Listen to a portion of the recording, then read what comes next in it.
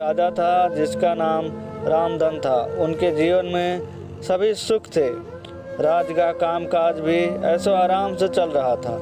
राजा के नैतिक गुणों के कारण प्रजा भी बहुत प्रसन्न थी और जिस राज्य में प्रजा खुश रहती है वहाँ की आर्थिक व्यवस्था भी दुरुस्त होती है। इसी प्रकार हर क्षेत्र में राज्य का प्रवाह अच्छा था। इतने सुखों के बाद भी राजा दुखी था क्योंकि उसकी कोई संतान नहीं थी। यह गम राजा को अंदर ही अंदर सताता रहता। प्रजा को भी इस बात का बहुत दुख था। वर्षों के बाद राजा की यह मुराद पूरी हुई और उसे एक पुत्र की प्राप्ति हुई। पूरे नगर में कई दिनों तक जश्न मना। नागरिकों को राजमहल में दावत दी। राजा की इस खुशी में प्रजा भी झूम रही थी। समय बीतता जा रहा था। राजकुमार का नाम नंदन सिंह रखा गया। पूजा पाठ एवं इंतजार के बाद राजा को संतान प्राप्त हुई थी, इसीलिए उसे बड़े लाड़ प्यार से रखा जाता था। लेकिन अति किसी भी बात की अच्छी नहीं होती। अधिक लाड़ प्यार ने नंदन सिंह को बहुत बिगाड़ दिया था।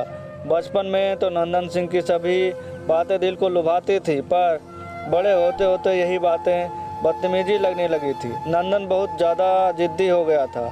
उसके मन में अहंकार आ गया था। वो चाहता था कि प्रजा सदैव उसकी जय जयकार करे, उसकी प्रशंसा करे। उसकी बात न सुनने पर वो कोलाहल मचा देता था। बेचारे सैनिकों को तो वह पैर की जूती समझता था। आए दिन उसका प्रकोप प्रजा पर उतरने लगा था। वो खुद को भगवान के समान पूजता देखना चाहता था। आयु तो बहुत कम थी लेकिन अहम कई गुना बढ़ चुका था। नंदन के इस व्यवहार से सभी बहुत दुखी थे। प्रजा आए दिन दरबार में नंदन की शिकायत लेकर आती थी, जिसके कारण राजा का सिर लज्जा से झुक जाता था। यह गंभीर विषय बन चुका था। एक दिन राजा ने सभी खास दरबारियों एवं मंत्रियों की सभा बुलवाई और उनसे अपने दिल की बात कही कि वो राजकुमार के इस व्यवहार से अत्यंत दुखी हैं। राजा राजकुमार इस राज्य का भविष्य हैं। अगर उनका व्यवहार यही रहा तो राज्य की खुशहाली चंद दिनों में ही जाती रहे। दरबारी राजा को सांत्वना देते हैं और कहते हैं कि आप हिम्मत रखो वरना प्रजा निसहाय हो जाएगी। मंत्री ने सुझाव दिया कि राजकुमार को एक उचित मार्गदर्शक एवं समान जीवन के अनुभव की जरूरत है। आप उन्हें गुरु राधागुप्त के आश्रम भेज दीजिए।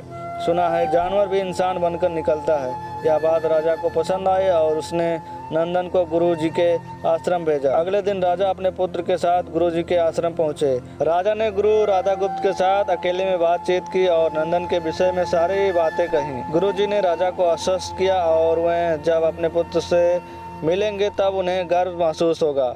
गुरुजी के ऐसे शब्द सुनकर राजा को शांति महसूस हुई और वह साहस अपने पुत्र को आश्रम में छोड़कर राजमहल लौट आए। अगले दिन सुबह गुरु के खास चेले द्वारा नंदन को भिक्षा मांगकर खाने को कहा गया, जिसे सुनकर नंदन ने साफ इनकार कर दिया। चेले ने उसे कह दिया कि अगर पेट भरना है तो भिक्षा मांगनी होगी और भिक्षा का समय शाम तक ही है, अन्यथा भूखा रहना पड़ेगा। नंदन ने अपनी अकड़ में चेले की बात नहीं मानी और शाम होते होते उसे भूख लगने लगी, लेकिन उसे खाने को नहीं मिला। दूसरे दिन उसने भिक्षा मांगना शुरू किया। शुरुआत में उसके बोल के कारण उसे कोई भिक्षा नहीं देता था, लेकिन गुरुकुल में सभी के साथ बैठने पर उसे आधा पेट भोजन मिल जाता था। धीरे धीरे उसे मीठे बोल का महत्व समझ आने लगा और करीब 1 महीने के बाद नंदन को पेट भर भोजन मिला। उसके बाद उसके व्यवहार में बहुत परिवर्तन आए। इसी तरह गुरुकुल के सभी नियमों ने राजकुमार में बहुत परिवर्तन किए, जिसे राधागुप्त जी भी समझ नहीं रहे थे। एक दिन राधागुप्त जी नंदन को अपने साथ सुबह सवेरे शहर पर चलने कहा। दोनों शहर पर निकल गए। रास्ते भर बहुत बातें की। गुरु जी ने नंदन से कहा कि तुम बहुत बुद्धिमान हो और तुम्हें बहुत अधिक ऊर्जा है, जिसका तुम्हें अच्छी दिशा में उपयोग करना आना चाहिए। दोनों चलते चलते एक सुंदर बाग में पहुंच गए, जहां बहुत सुंदर सुंदर फूल थे, जिनसे बाग महक रहा था। गुरुजी ने नंदन को बाग से पूजा के लिए गुलाब के फूल तोड़ने कहा। नंदन झट से सुंदर सुंदर गुलाब तोड़ लाया और उसने गुरु के सामने रख दिया।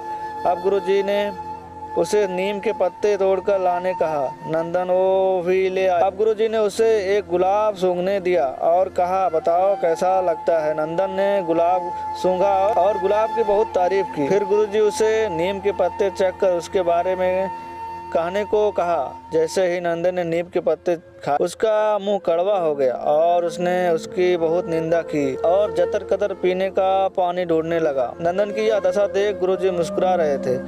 पानी पीने के बाद नंदन को राहत मिली। फिर उसने गुरुजी से हंसने का कारण पूछा। तब गुरुजी ने उससे कहा कि जब तुमने गुलाब का फूल सूंघा तो तुम्हें उसकी खुशबू बहुत अच्छी लगी और तुमने उसकी तारीफ की, लेकिन जब तुमने नीम की पत्तियां खाई तो तुम्हें वो कड़वा लगी और तुमने उसे थूक दिया और उसकी निंदा की। गुरुजी ने नंदन को समझाया, जिस प्रकार तुम्हें जो अच्छा लगता है तुम उसकी तारीफ करते हो, उसी प्रकार प्रजा भी जिसमें गुण होते हैं उसकी प्रशंसा करती है। अगर तुम उनके साथ दुर्व्यवहार करोगे और उनसे प्रशंसा की उम्मीद करोगे तो यह कभी भी दिल से नहीं कर पाएंगे। इस प्रकार जहाँ गुण होते हैं वहाँ प्रशंसा होती। नंदन को सभी बातें विस्तार में समझ आ जाती हैं और वह अपने महल लौट जाता है। नंदन में बहुत परिवर्तन आता है और वो बाद में एक सफल राजा बनता है। कहानी की शिक्षा। गुरु की सीख ने नंदन का जीवन ही बदल दिया। वो एक क्रूर राजकुमार से एक न्यायप्रिय दयालु राजा बन गया। इस कहानी से हमें यही शिक्षा मिलती है कि हम में गुण होंगे तो लोग हमेशा पसंद करें, लेकिन अगर हम अवगुणी हैं तो हमें प्रशंसा कभी नहीं मिल सकती।